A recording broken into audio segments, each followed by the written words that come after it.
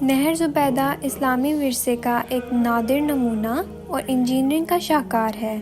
آج کل کے مشہور زمانہ آرکیٹیکچرز اور انجینئرز حیران ہیں کہ صدیوں پہلے اس عظیم الشان منصوبے کو کیسے پایہ تکمیل تک پہنچایا گیا۔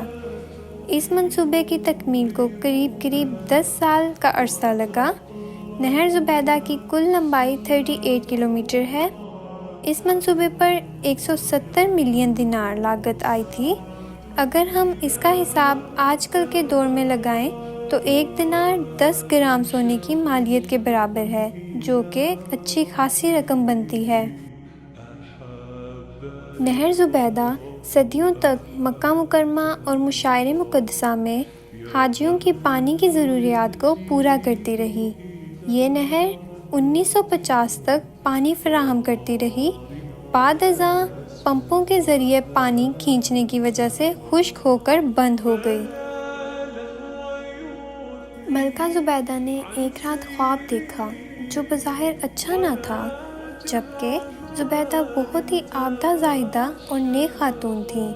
انہوں نے اپنی خادمہ کو وہ خواب سنایا اور حکم دیا کہ آپ میرا نام لیے بغیر اس خواب کو اپنی طرف منسوب کر کے وقت کے معیا ناز معبر علامہ ابن سیری سے ان کی تعبیر پوچھو۔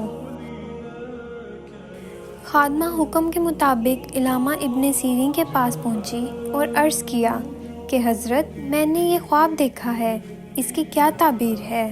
علامہ نے جب خواب سنا تو فرمایا کہ یہ تمہارا خواب نہیں ہو سکتا، ایسا خواب ہر انسان نہیں دیکھ سکتا، یہ کسی خوش نصیب انسان کا خواب ہے۔ پہلے سچ اس انسان کا نام بتاؤ جس نے یہ خواب دیکھا ہے، پھر تعبیر بتاؤں گا۔ خادمہ نے کہا، حضرت، جس کا یہ خواب ہے انہوں نے نام بتانے سے منع کیا ہے۔ علامہ نے فرمایا کہ جاؤ، پہلے اجازت لے کے آؤ، پھر خواب کی تعبیر بتاؤں گا۔ نام بتانے کی اجازت لینے کے لیے خادمہ ملکہ کے پاس آئیں اور ساری بات بتائی۔ ملکہ نے اجازت دے دی اور کہا کہ بتاؤ، زبیدہ نے یہ خواب دیکھا ہے۔ خادمہ دوبارہ سے علامہ کی خدمت میں پیش ہوئیں اور عرض کیا کہ خواب ملکہ زبیدہ نے دیکھا ہے۔ انہوں نے فرمایا کہ میں نے پہلے ہی کہا تھا یہ خواب کسی عام انسان کا نہیں ہو سکتا، اور پھر یہ تعبیر دی کہ اللہ تعالیٰ ملکہ کے ہاتھ سے ایسا صدقہ جاریہ قائم فرما دیں گے جس سے رہتی دنیا تک لوگوں کو فائدہ پہنچے گا۔ عباسی خلیفہ ہارون رشید کی زوجہ ایک مرتبہ حج پر آئی تو انہوں نے اس بات کا نوٹس لیا کہ یہاں پانی کی کتنی قلت ہے اور کتنے ہی حاجی دوران حج پیاس کی وجہ سے انتقال کر جاتے ہیں۔ واپسی پر انہوں نے ماہر آرکیٹیکٹ اور انجینئرز کو بلایا اور دریا سے نہر نکال کر پانی کا مسئلہ حل کرنے کا حکم دیا۔ ماہرین نے اپنے سروے کے بغیر ملکہ زبیدہ کو رپورٹ دی کہ نہر کا کام انتہائی مشکل ہے۔ تاریخ میں ملکہ کا یہ قول محفوظ ہے کہ ہر قیمت پر نہر تعمیر کیا جائے گا، چاہے ہر کرب پر 1 دینار ہی کیوں نہ دینا پڑے۔ ماہرین نے اس کا منصوبہ بنایا جس میں انہوں نے وادی حنین اور وادی نعمان سے پانی میدان عرفات اور مکہ مکرمہ میں لانے کا فیصلہ کیا۔ ان دونوں وادیوں میں پانی بارشوں اور پہاڑوں سے آنے کے باعث زیر زمین پانی کا لیول زیادہ تھا۔ ابتدا میں وادی حنین میں کنویں کھود کر پانی لایا گیا۔ وادی میں پانی جمع کرنے کے لیے بڑے بڑے حوض بنائے گئے جن کے آثار آج بھی موجود ہیں۔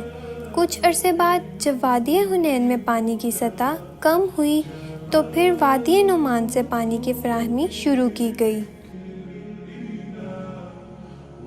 نہر کی تعمیر کے لیے وادی نعمان میں 4 سے 5 کنویں کھودے گئے اور ان سب کی گہرائی 34 میٹر رکھی گئی، اور یہاں سے پہلے پانی کو عرفات لے کے جایا گیا اور اس کی ڈھلون کے لیے پختہ واٹر چینل بنوایا گیا تاکہ پانی خود بخود نہر میں بہتا ہوا جائے۔ اس نہر کے قریب جبل رحمان پر ایک سبیل بنائی گئی۔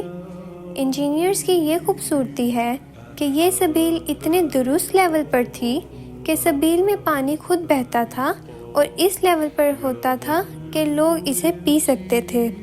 مزدلفہ میں نہر زبیدہ مسجد الحرام کے قریب کنویں کی شکل میں تھی اور وہاں سے لوگ پانی نکالتے تھے۔ منی کو بھی پانی یہیں سے فراہم کیا جاتا تھا۔ بعد میں پمپ لگا کر پانی منی تک پہنچانے کا بندوبست کیا گیا۔ 1950 تک یہ نہر چلتی رہی۔ جب نہر زبیدہ کا کام پایۂ تکمیل کو پہنچا تو ماہرین نے اس کا حساب ملکہ زبیدہ کو پیش کیا۔ ملکہ نے بغیر دیکھے تمام تر حساب پھینک دیا اور کہنے لگیں، الہی مجھے دنیا میں کوئی حساب نہیں لینا، تو بھی مجھ سے قیامت کے دن حساب نہ لینا۔